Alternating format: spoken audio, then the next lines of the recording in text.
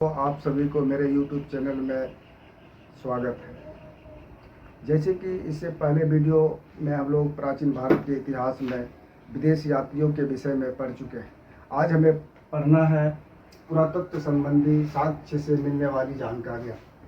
पहला नंबर में है कि भारतीय पुरातत्व शास्त्र का इतिहास का पिता सर अलेक्जेंडर कनिंघम को कहा जाता है। दूसरा नंबर में सर्वप्रथम भारतवर्ष का जिक्र हाथी गुफा अभिलेख से प्राप्त हुआ है। तीसरा नंबर में सर्वप्रथम भारत पर होने वाले हुन आक्रमण की जानकारी भित्री स्तंभ लेख से प्राप्त होता है। चौथा नंबर में सती प्रथा का पहला लिखित साक्ष्य एरन अभिलेख से प्राप्त होती है। पांचवा नंबर में सातवाहन राजाओं का पूरा तत्व इतिहास उनके अभिलेखों के आधार पर लिखा गया है। छठा नंबर रेशम बुनकरों की श्रेणियों की जानकारी मंदसौर अभिलेख से प्राप्त होती है। सातवां नंबर पूरा स्थल उस स्थान को कहते हैं जहां औजार, बर्तन, इमारतों जैसी वस्तुओं के अवशेष मिले।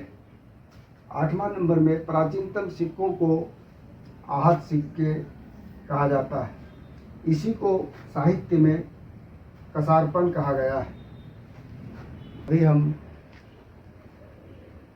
महत्वपूर्ण अभिलेख पर चर्चा करने जा रहे हैं। सर्वप्रथम सिक्कों पर लेख लिखने का कार्य यवन शासकों ने किया था। महत्वपूर्ण अभिलेख, पहला अभिलेख हाथी गुफा अभिलेख तिथि रहित अभिलेख है। ये शासक कलिंग राजा खारवेल के शासनकाल में लिखा गया है।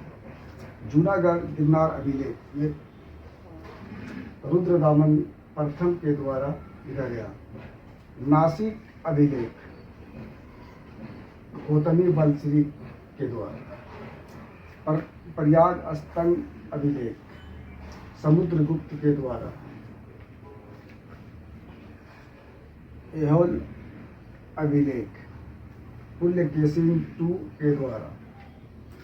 मंदसौर अभिलेख मालवा नरेश यशोवर्मन के द्वारा।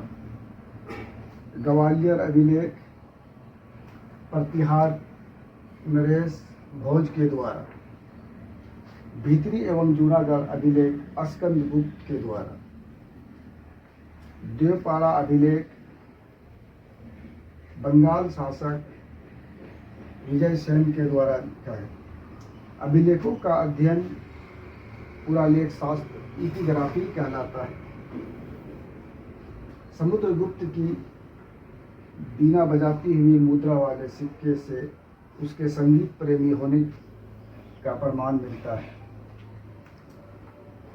अरिकामेंडू पांडुचेरी के निकट से रोमन सिक्के प्राप्त हुए। दोस्तों, आज इस वीडियो में हम लोगों ने महत्वपूर्ण अभिलेख के विषय पर चर्चा की है कि किस शासक के काल में किस अभिलेख को लिखा गया और खोज किया गया। मेरे वीडियो को सब्सक्राइब करें, लाइक करें और शेयर करें। और इसके बाद जो आने वाले अब सिंधु घाटी सभ्यता के विषय में इससे आगे वीडियो में हम चर्चा करेंगे।